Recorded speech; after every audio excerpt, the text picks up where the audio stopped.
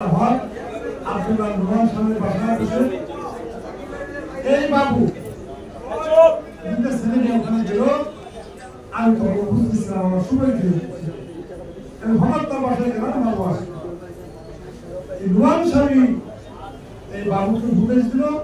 বাবু বর্তমান সাধারণ সম্পাদক। আমি মনে করি এই আপনারা চালক দুটো ছেলে সবচেয়ে বেস্ট অর্গানাইজার বাংলাদেশের যে প্রকার অঙ্গ সংগঠন আছে তাদের সহযোগী অঙ্গ সংগঠন হিসাবে চালক দরকারটা শ্রেষ্ঠ সংগঠন করে আমি ফরিদপুর জেলায় সভাপতি ছিলাম 23 বছর। আমার ফরিদপুর জেলা এই চালক দলের সংগঠন খুব শক্তিশালী সংগঠন। আমার আপনাদের বিপদে আমি যখন রাতের অন্ধকারে পলায়ন করেছি আমার স্ত্রী সহ এই মোটরসাইকেল মোটর চালককে আমাকে সাহায্য করে সবাই বলতে পারে আমি বলতে পারবো না। আমার সেই বিরুদ্ধে বলি আমার প্রধানমন্ত্রী বক্তব্য আপনারা শুনতে পারবেন। অর্থাৎ আপনারাই হচ্ছেন শ্রেষ্ঠ সন্তান, আপনারা হচ্ছেন শ্রেষ্ঠ কর্মী বিএনপি আমি মনে করি। অর্থাৎ আমার প্রধানমন্ত্রী কাছে আমার অনুরোধ থাকবে এই দল কেন স্বীকৃতি পাবে না। যেই দলের যেমন কৃষক বাজার দেশনীতি খালেদা জিয়া স্বীকৃতি দিয়েছে, যে দলের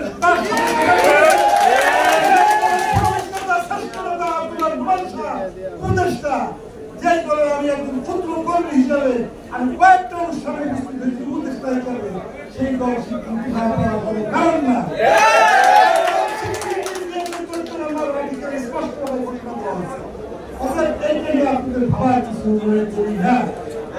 যারা আপনাদের সম্পর্কে তাদেরকে আমি সতর্ক করতে চাই, যারা আন্দোলন সংগ্রামে ছিল, যারা শহীদ রাষ্ট্রপতি জিয়াউর রহমানের আদর্শকে ধারণ করে এবং তার নেতৃত্বকে বিশ্বাস করে, খালেদা জিয়ার নেতৃত্বকে বিশ্বাস করে, তারা জিয়ার নেতৃত্বকে বিশ্বাস করে, তারাই সঠিক বিএনপি, তারা সঠিক কংগ্রেস সংগ্রাম সহযোগী।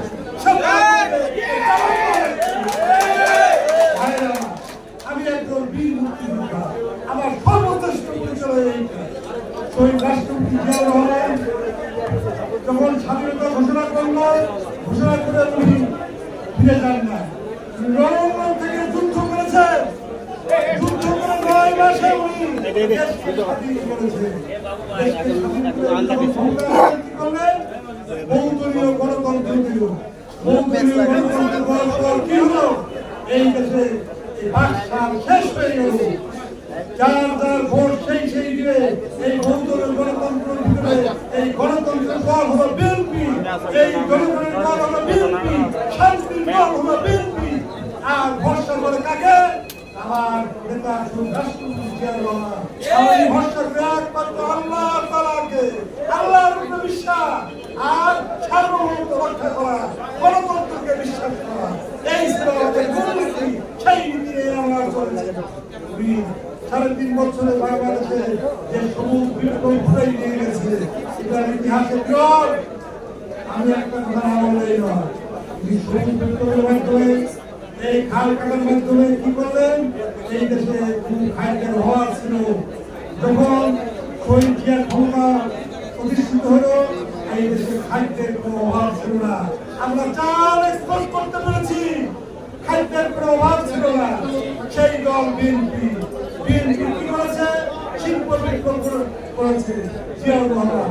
এই জিয়াউর রহমান সর্বপ্রথম শিল্প বিপ্লব করা। গার্মেন্টস কোথা থেকে আসলো? শহীদ রাষ্ট্রপতি জিয়াউর রহমানের এক্সপোর্ট কোথায় আসলো?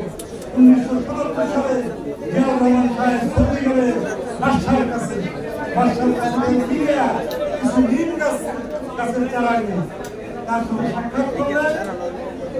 সৌদি বাদশা জিজ্ঞাসা করলেন, আপনার কি লাগবে? উনি বলে, আমার কিছুই লাগবে না। আপনাকে আমি বলি, আপনি শুনেন, আমার দেশে দক্ষ শ্রমিক আছে। আপনি যদি আপনার দেশে আনেন, আপনার দেশে বিকাশ ঘটে, আমার দেশে দক্ষ কাজ আওয়াজ ক্লিকা আমার দিন রাত্রে সাদা গমনের পর তিনি হাল ধরলেন। 1983 সালে সর্বপ্রথম ফরিদপুর গিয়েছিল, আমার বাসায় উঠেছিল। আমি তাকে বাংলা সম্বোধন করেছিলাম। আমার স্ত্রীকে নিয়ে এই শরীয়তপুর বরিশাল সব করে ওনাকে নিয়ে আমি ঘুরেছি। উনি তখন আমার কাজ, আমার স্ত্রীর কাজ করতে মুক্ত হয়ে গেল। উনি তখন বলল কি বলা যায়, উনি সাহসী এই শরীয়তের সাথে বিরুদ্ধে আন্দোলন শুরু করলো। আমার বাড়ি সমরপুর, আপনারা আটকশির নাম শুনছেন না?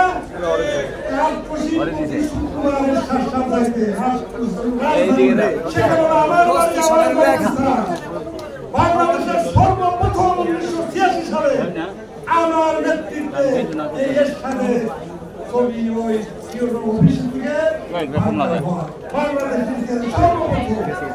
বাংলাদেশে 99 সালে সর্বপ্রথম এই জনমন্ত্রীর সামনে ডক্টর ইকবাল গুলি করে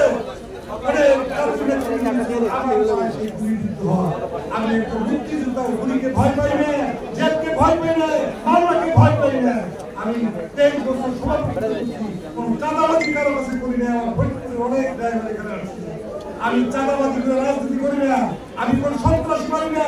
অতএব এই দল হলো স্বচ্ছ দল, শান্তি দল, অতএব বগি বইটার দল না। এই দল হলো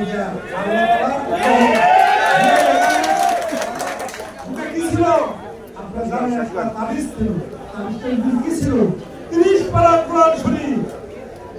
যার বুকে 30 পারা কোরআন শরীফ থাকে, সব সময় সে ওযু এবং পাক পবিত্র থাকে।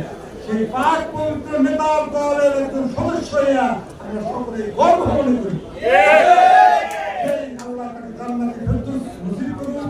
গতকাল আমরা সেই বাজারে দিয়া এই কারণ ভাইরা বৃষ্টির ভিতরে যেভাবে আমি মদত করলাম, এই চালক দল আমরা তারা এই বৃষ্টিকে উপেক্ষা করে শ্রদ্ধাঞ্জলি দিয়ে আসতো।